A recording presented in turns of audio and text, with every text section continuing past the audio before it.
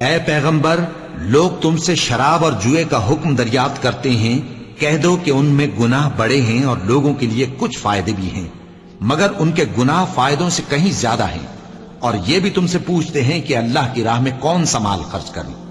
کہہ دو کہ جو ضرورت سے زیادہ ہو۔ اس طرح اللہ تمہارے لیے اپنے احکام کھول کھول کر بیان فرماتا ہے تاکہ تم سوچو، یعنی دنیا اور آخرت کی باتوں میں غور کرو۔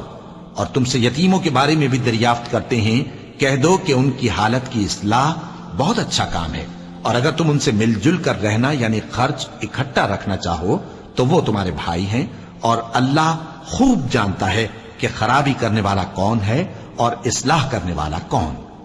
اور اگر اللہ چاہتا تو تم کو تکلیف میں ڈال دیتا، بے شک اللہ غالب ہے، حکمت والا ہے۔